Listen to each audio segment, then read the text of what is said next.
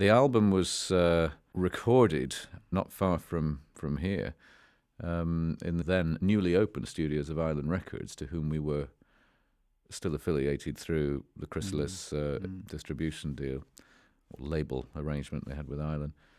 And both Led Zeppelin and Jethro Tull were, in a way, the guinea pigs for their new studio. And being, as I think I recall, a converted church, Basing Street, it had, by the standards of then, all the latest in technology and the latest in studio ideas. Unfortunately, many of them were wrong. And the studio was really very, very difficult to work in. Both studios, both Studio 1 and 2. And I think Zeppelin has maybe a slightly easier time. They were in a smaller studio, I think, downstairs, and we were in a very big room upstairs most of the time. So it was a very difficult album technically to make because we just didn't know what we were hearing. And it just, everything sounded bad in the room. Everything sounded jarring and unpleasant. And when it came to mastering the record, a lot of my confidence, had gone out of the whole process. I mean, it really didn't sound to me a good album. It still sounds, in many ways to me, an album fraught with a lot of later modification in terms of trying to EQ the stereo masters for the cutting. And indeed, I listened to some digital reworkings. I mean, just denoising and EQing of the original master tapes, which miraculously have been found. I mean, the first generation master tapes. So these have been lost for 10 well, years lost in the sense that they were amongst my reclaimed collection of Jethro Tull masters, but out of, I guess thousands rather than hundreds of tapes of one sort or another, some of these things in ancient boxes with labels that don't necessarily relate to the contents any longer, it is quite difficult to pin things down. But anyway, yes, they did, like many other tapes before them, surface having been away for a while at other people's studios or left, in some cutting room in America or somewhere. Finally these things have, by and large, found their way home to me over the last few years since I've, through the release of compilations and box sets and all the rest of it, had to try to lay my hands on it all. So did the recording take longer than it might otherwise have done because of this studio?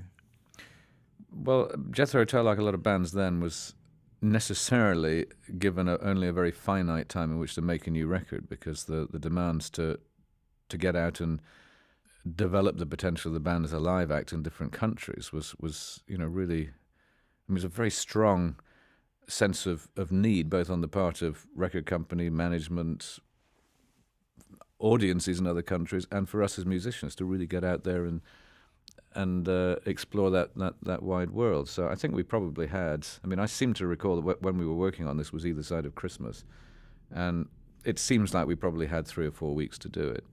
And as I say, 2 or 3 pieces we came in armed with as rehearsed and worked out pieces. Other songs like Locomotive Breath, for example, were very much contrived on the spot, and very unsuccessfully in terms of attempts to make the record. It was finally, this is artistic rather than technically a problem, but it was just that we couldn't somehow get the thing to click at all. It was just, I was obviously not getting across the way I wanted this song to sound to the other guys, and it ended up with me sitting out in the studio. These were in the days before click tracks and things.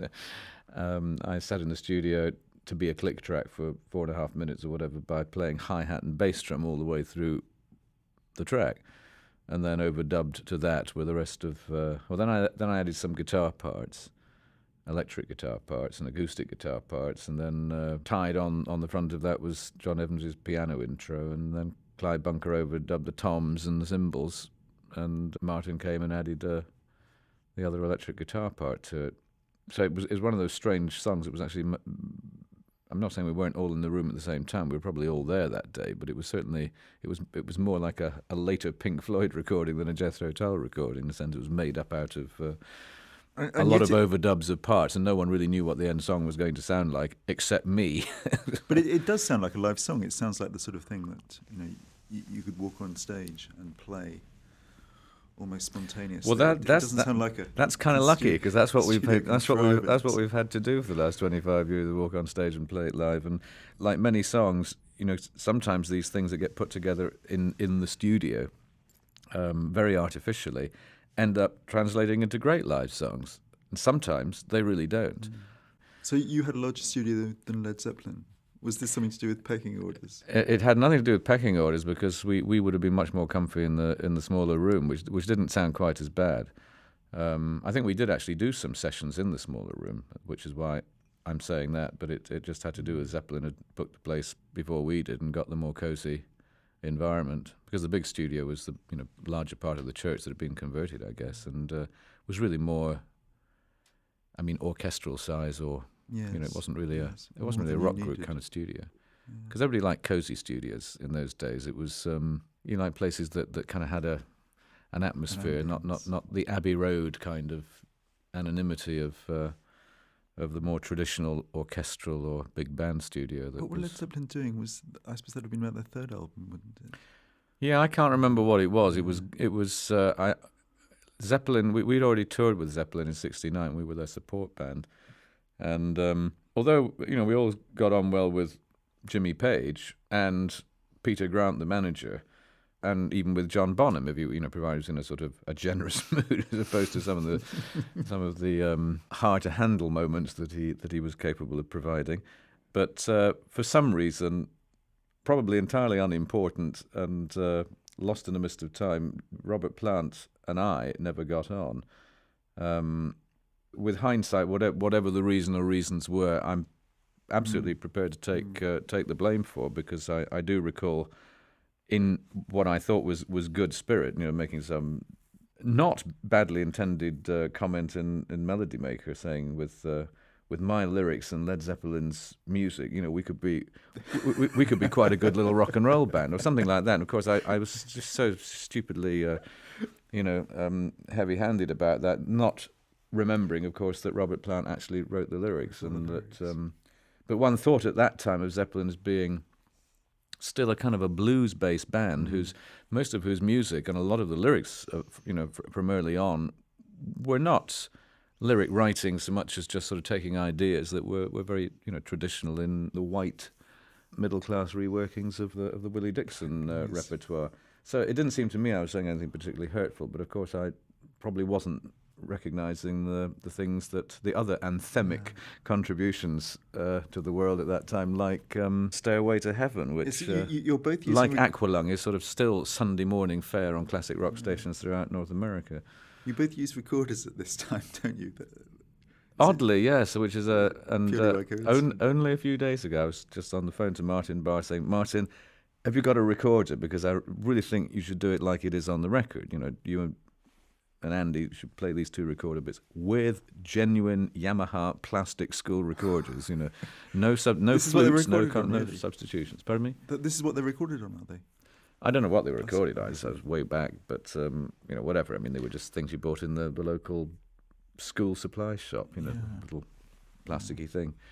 But that. But then probably you see that wouldn't be so unlikely, because that was what you did at school. That was almost, I think, for many people, their first ever shot at playing a musical instrument was at school, picking up the school recorder and having a go. So I guess that, in a way, sort of it was likely to find its way into the music of people like Led Zeppelin or Jethro Tull or Gentle Giant, for that matter. And it's really quite a horrid instrument in a way, but it, in the sense that it's a fiddly thing to play and doesn't quite have the strident scream of the Irish tin whistle, Yes. Effective if used in moderation. Yes, as a little bit of colour, it kind of takes you through the song.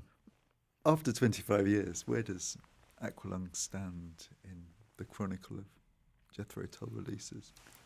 Well, when EMI wanted to focus on this 25-year anniversary of the Aqualung album's release and do I kind of said, well, sure, if you want to do that, it's okay. A big chance to clean up and see if we can, repress and at least get a better quality piece of music out there for people to buy or rebuy, if they haven't actually bought the CD yet. Then I couldn't have anything really against it, but I did point out to them that it would appear that in many places Aqualung was not necessarily the seminal Jethro Tull album that to a lot of people perhaps Stand Up would be, or to many more people, probably Thick as a Brick, or even the album Living in the Past, the compilation album that was largely, it would be. For other people, it would be much later on. I mean, in Germany, for example, it would be as late as 1982 with Broadsword and the Beast, which in its first year of release was infinitely more successful than the Aqualung album, in that first 12-month sales picture. And it's probably still our most successful record in Germany, by that standard, of having, in its year of being a contemporary album, was far and away the most successful. And so there's a danger in focusing on that particular album, giving it perhaps the importance of Dark Side of the Moon to Pink Floyd. I don't think Aqualung is that's not really a very good comparison, because Jethro Tull's music before Aqualung and since, it's not that Aqualung was a sort of crowning moment where a certain kind of musical idea was at its zenith, and then afterwards we just made pale imitations. I mean, you can move on a year or two to things like Minster in the Gallery, or in Songs from the Wood, or Crest of a Knave or something. I mean, you're going to records which musically are really quite different. And I, as a singer, songwriter, flute player, whatever, I mean, if you going back a couple of nights, working on my own little rehearsals for the next tour, I was, going through the song Budapest from Crest of a Knave. Now, I could not have possibly have written a song of that detail, or that, for me, that sort of roundness and interest, and from a live performance point of view, something as rewarding to do. I couldn't have done that in 1970 or 1971. I mean, I didn't have that. I wasn't equipped to do it. But by 1986, I was similarly no longer equipped to do with the kind of naivety and the single brushstroke, the kind of music that was evident on Aqualung or Stand Up or whatever. You change, and sophistication, literally change, is not something that is. The word sophistication has connotations of being almost a bad thing in rock music terms, because it's got too smooth and too arty and pretentious, and you leave people behind you.